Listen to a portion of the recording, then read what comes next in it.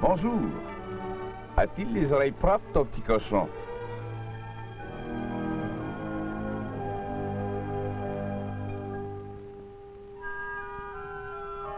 La ferme et son petit monde.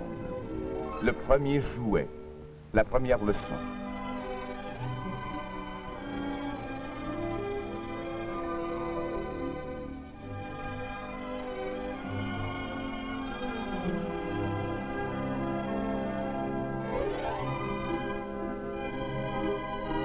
Attendez-moi, bon.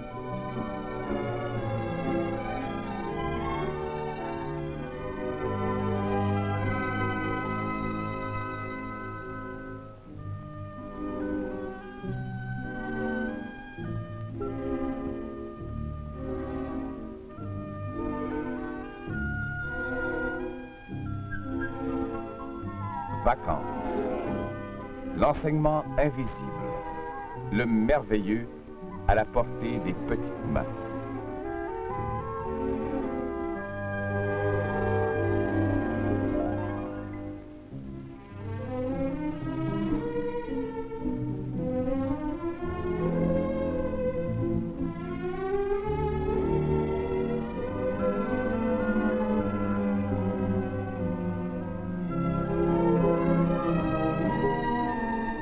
Rendre de menus services. Avoir soin des petits animaux, et pour l'enfant une première initiation. Sur la ferme comme partout ailleurs, les parents sont les premiers éducateurs. Fier à l'idée de travailler comme une grande personne, l'enfant s'applique. À cet âge-là, travail et jeu sont presque synonymes. Le premier pas est fait au galop.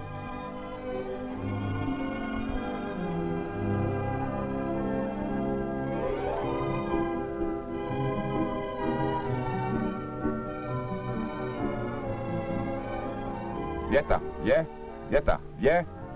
Un si gros cheval pour un si petit garçon. Ne craignez rien. Le cheval est docile et le petit gars débrouillard.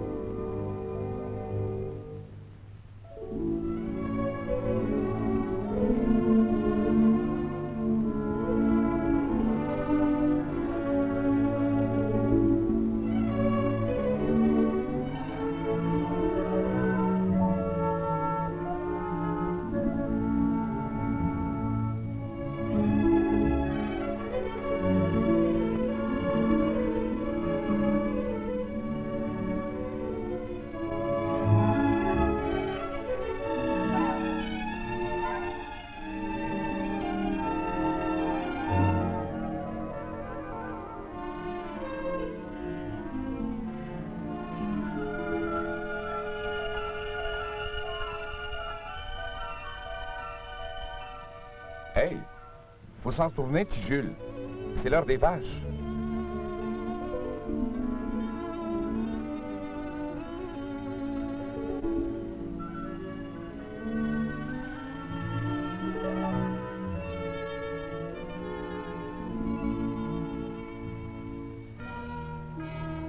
Déjà fini les vacances.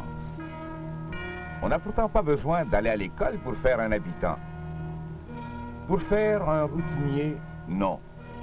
Pour devenir un cultivateur progressif, oui.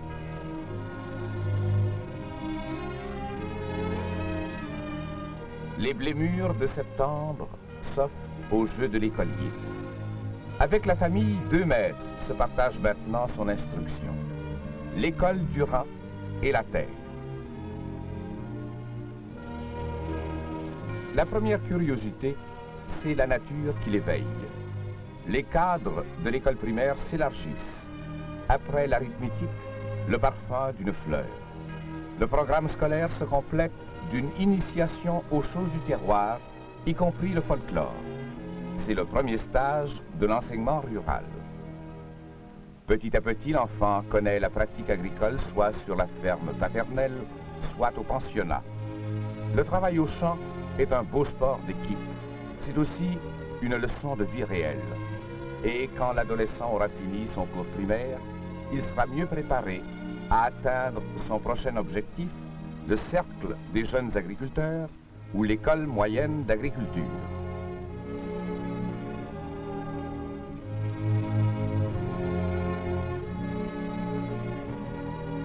En 1859, l'abbé François Pilote fonde à Sainte-Anne-de-la-Pocatière la première de nos écoles d'agriculture.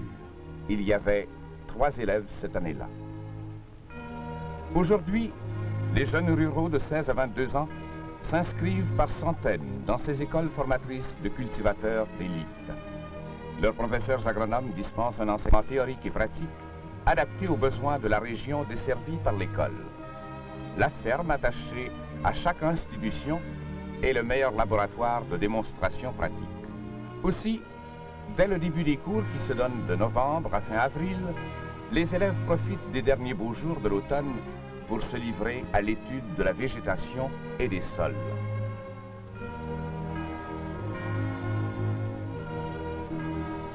Des éléments de chimie leur permettent d'apprécier la valeur de cette terre sur laquelle, pendant 2 ans, ils apprennent à se pencher. Production végétale et animale sont la base du programme agricole qui comprend, entre autres, la plante, ses maladies et ses qualités nutritives, l'utilisation des engrais, la rotation des cultures et l'étude approfondie des animaux que l'élève côtoie tous les jours sur la ferme de l'école. Le bois et l'acier sont les 2 armes du cultivateur. Même si le blé pousse sans que le semeur soit menuisier ou mécanicien, des rudiments de menuiserie et de mécanique lui sont indispensables. Un manche de marteau fendu et tout s'arrête. Allons donc. La débrouillardise n'a pas été inventée pour les poissons, les cours pratiques de génie rural non plus. Ils ont été instaurés pour initier aux travaux connexes à l'agriculture. La connaissance, même élémentaire, de ces différentes techniques permet une économie considérable de temps et d'argent sur la ferme. L'homme des champs doit être de tout métier.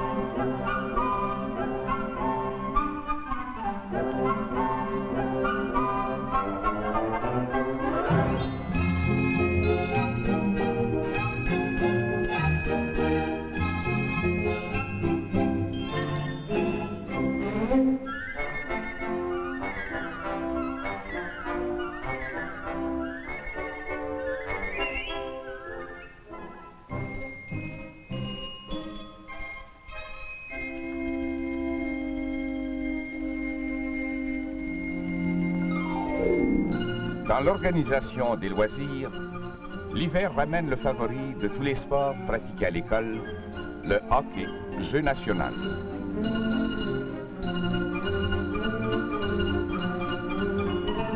Puis c'est l'étude et la préparation des couches chaudes. Le printemps et la fin de l'année scolaire sont proches.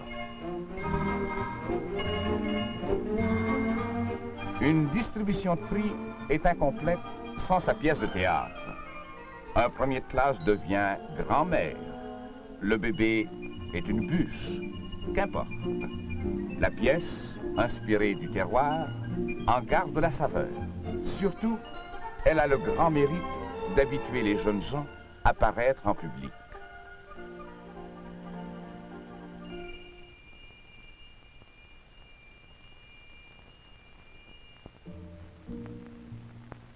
L'instant qui suit est de ceux qui marquent. Pour les étudiants de 2e année, les prix et le diplôme de l'école moyenne d'agriculture ne sont pas un point final. Dans la reconnaissance officielle de leurs études, ils voient au contraire le point de départ d'un avenir prometteur, appuyé sur les bases solides de l'enseignement agricole. Pour de jeunes oreilles, ces propos peuvent paraître longs. Plus tard, enfant, tu comprendras que ton père et ton voisin, ces agriculteurs en complète ville, ont fait de leur vie entière une œuvre grande, inspirée de la terre même et dédiée à ceux qui en ont la garde. Retourne chez toi, jeune homme. rayonne dans ton milieu social et remplis fièrement la belle mission qui t'est confiée.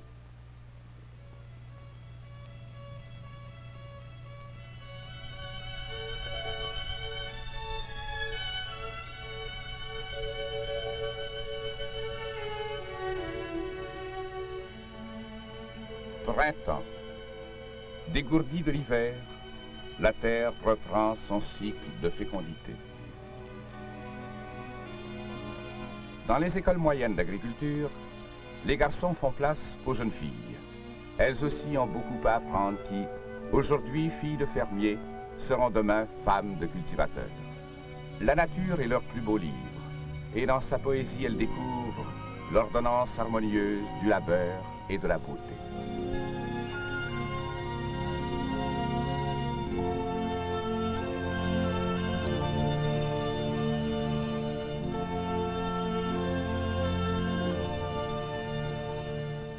Les abeilles sont de ces bourreaux de travail qui n'admettent pas qu'on les dérange.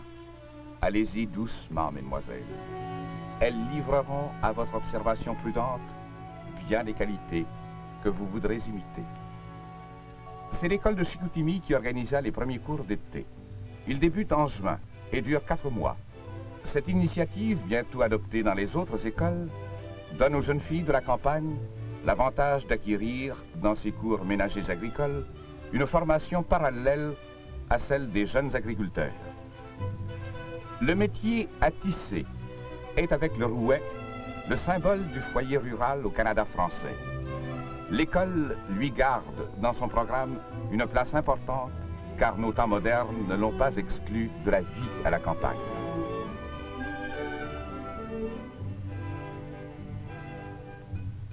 La couture est proche parente du tissage. Sans devenir une modiste ou une couturière de profession, la jeune fille apprendra ici suffisamment pour se tailler, en plus des vêtements, de précieuses économies dans le budget familial et pour se tirer d'affaire avec une élégance qu'il appartiendra à son mari d'admirer.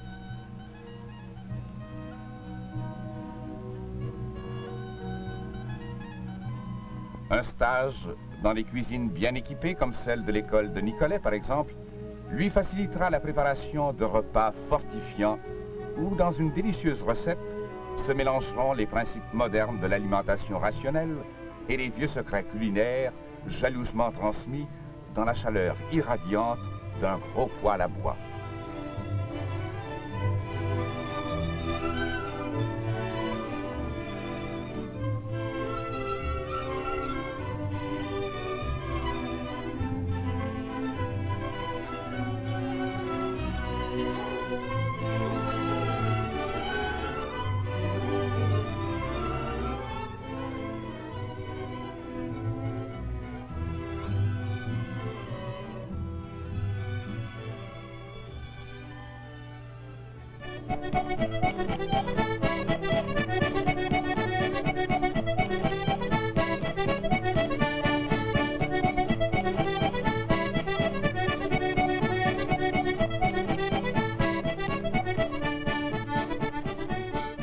Bientôt, ces jeunes filles retrouveront le cadre champêtre de leur vie familiale.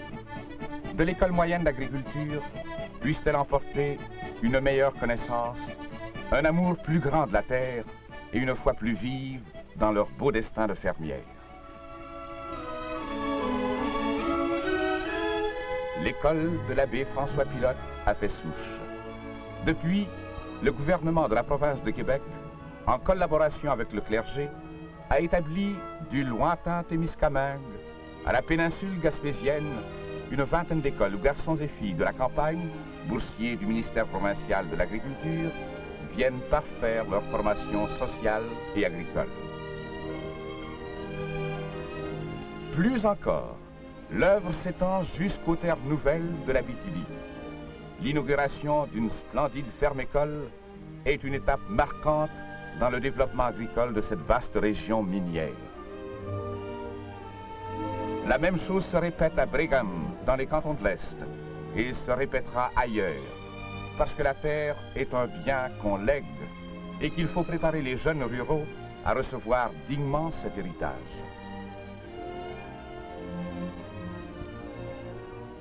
les semences. Mon garçon qui est revenu de l'école, ça tombe bien, pense le père. Et l'homme et son sourire suivent le semoir. Arrive le temps des foins. Hé, diplômé, ça donne-t-il des muscles, la botanique?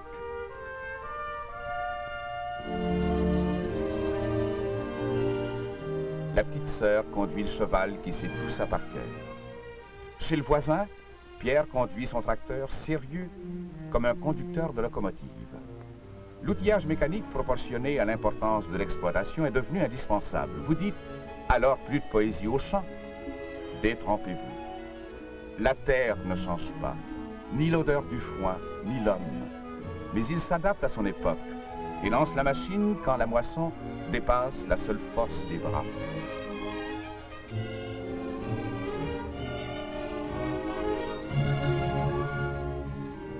Du reste, on compte surtout des cultures mixtes dans notre province. Au bout du champ de grains, un champ de carottes. C'est aux côtés du père que les garçons travaillent, parce qu'il avait travaillé aux côtés de son père.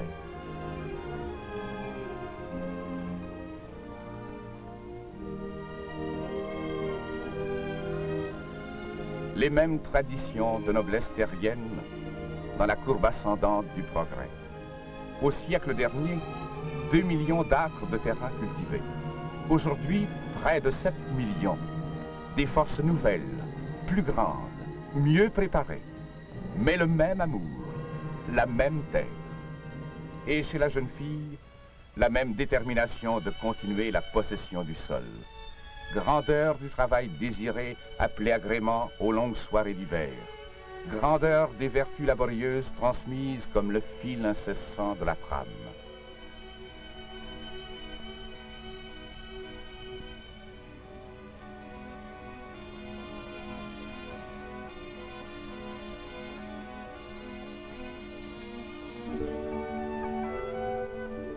Couleurs et parfums.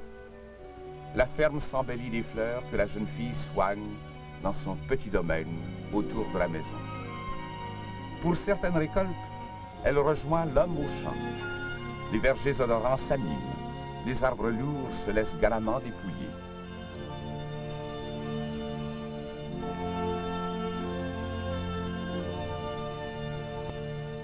Parfois, elle fait un métier d'homme, avec l'air de dire qu'après tout, c'est la moindre des choses. La JAC est un mouvement d'action catholique de la jeunesse agricole. L'organisation des loisirs n'est pas omise dans son programme d'éducation sociale. Grâce à elle, la danse moderne a, dans nos campagnes, de bien gracieuses et honnêtes rivales.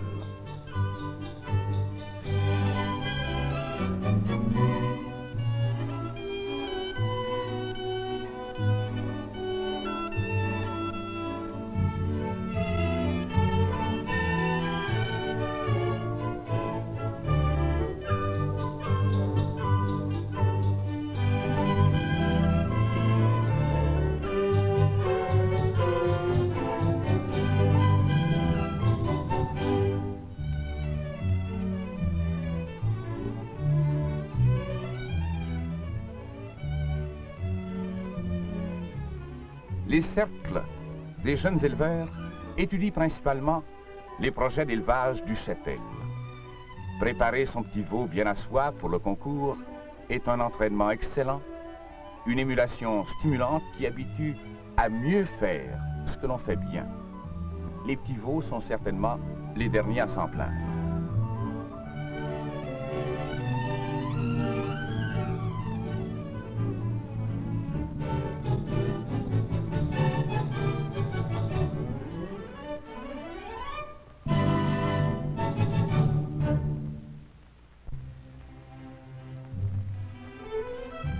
Honneur, honnêteté, habileté, humanité. Voilà le Club Catrache. Groupant surtout des écoliers, citadins ou ruraux, le Club Catrache leur dit « Ne détruisez pas la forêt, soyez plutôt ses protecteurs, apprenez à la connaître, sachez la perpétuer en transplantant les jeunes pousses trop serrées, en établissant une rotation conservatrice dans l'abattage des arbres. Faites de la forêt votre allié contre l'érosion des sols. Et n'oubliez jamais que née de la terre, elle est comme elle une de nos plus belles richesses.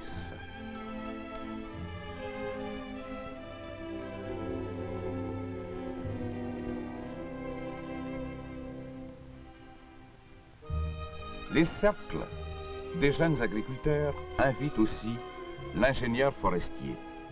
Les arbres sur la ferme sont précieux. L'érable donne son sucre. Les résineux, tels le pin, fixent les terres légères et servent de brise-vent. Ce qu'on appelle chez nous la terre à bois fournit le chauffage et parfois même un revenu supplémentaire. N'existeraient pas toutes ces raisons pratiques que l'arbre paierait les soins de l'homme par sa seule beauté.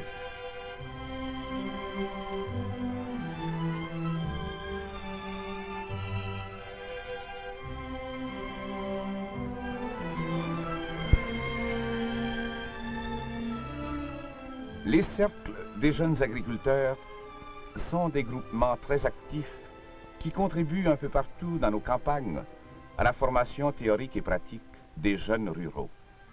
Dans ces cercles, qui sont leur œuvre propre, les jeunes agriculteurs s'adonnent à l'étude et à la discussion des problèmes agricoles pour passer ensuite à l'application des projets étudiés.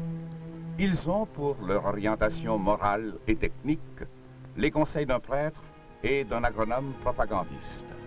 Tous ensemble font vraiment de la bonne besogne. Avec l'école moyenne d'agriculture, les cercles des jeunes agriculteurs contribuent à former une élite rurale. Par leur travail et leur qualité, ces jeunes gens peuvent devenir comme des chefs de file qui feront monter la masse de leurs camarades à un niveau supérieur.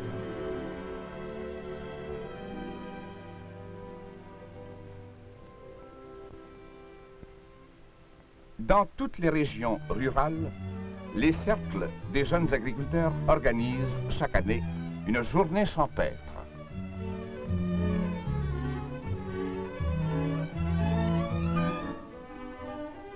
Les jeunes gens préparent ordinairement un concours sur le projet mis à l'étude pendant l'année. Avant tout, leur réunion joyeuse garde un caractère éducatif.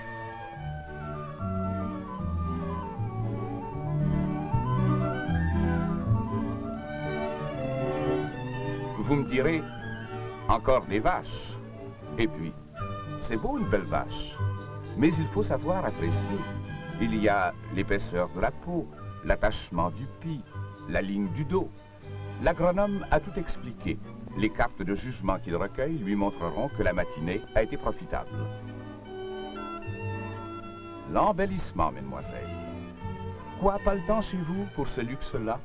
Essayez voir. Planter des arbustes, des fleurs. On s'arrêtera même pour les regarder pousser. Les poules aussi passent en jugement. Toutes ces réunions où la jeunesse rurale fraternise ont une répercussion heureuse. Se mieux connaître, mieux s'entraider, mieux travailler. Un beau programme pour des jeunes, une belle promesse.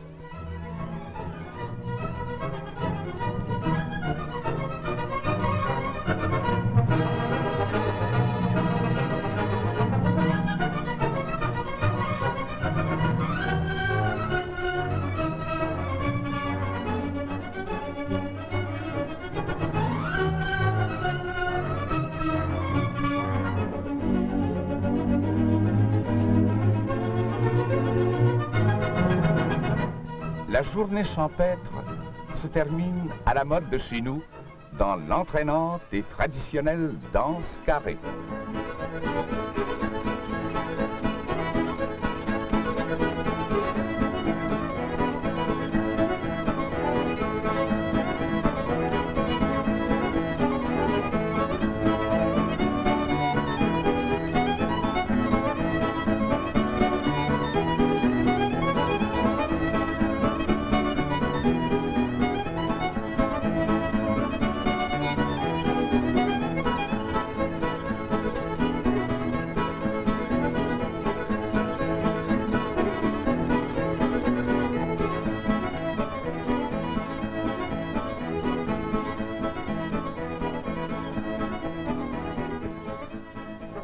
Au bout du long travail d'été qui remplit les granges, septembre et la fin des moissons. À Québec, le maire remet les clés de sa bonne vieille ville à la reine de la jeunesse rurale. La jeunesse agricole danse sa joie.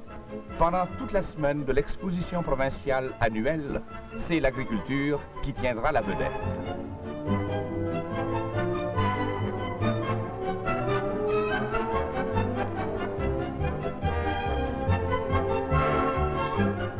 La réception donnée par le gouvernement provincial est un hommage aux jeunes travailleurs de la terre.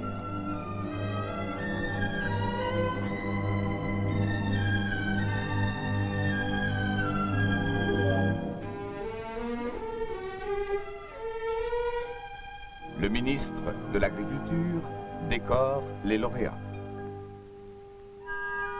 Cette reine et les dames de sa cour n'ont ni sceptre ni bijoux précieux, mais les fruits du sol, mais la gerbe de blé symbolique sont à leurs yeux les plus beaux insignes du plus beau royaume.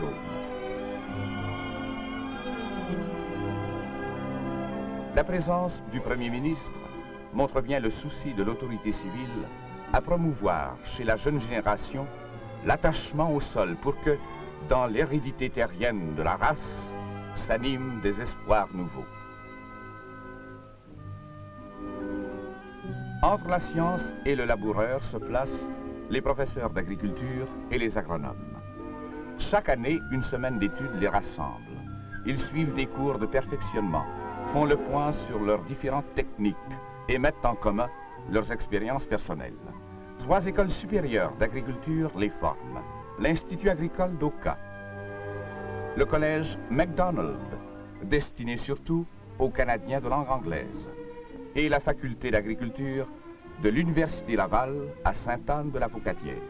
Ainsi, entre la glèbe et le laboratoire, la distance est franchie.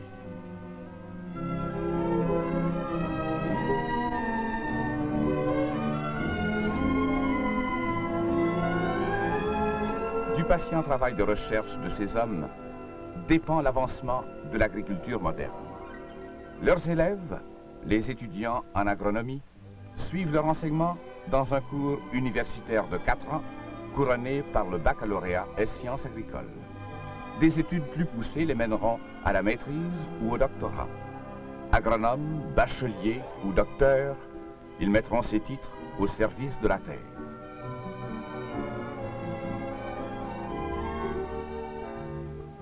Si simple, cette histoire sans fin de l'amour du sol est si belle.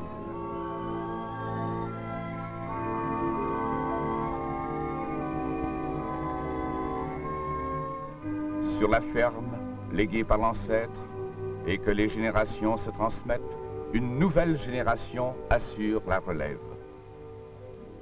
L'avenir est là, dans cette force jeune. L'avenir est là, au bout de ses bras tendus vers la plus grande joie du foyer.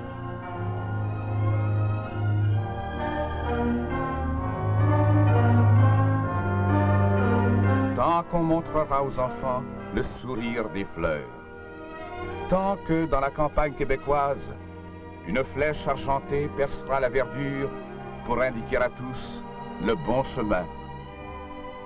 Les paysages grandioses resteront à la mesure de l'homme. La terre lui sera plus familière, puisqu'il en aura fait son aide pour atteindre au bonheur mérité. Non, la roue n'arrêtera pas de tourner. La famille, la patrie et l'Église, voilà les sources où notre jeunesse rurale puise la confiance, la force et l'amour qui, dans la tradition terrienne de notre peuple, la conduiront vers son beau destin.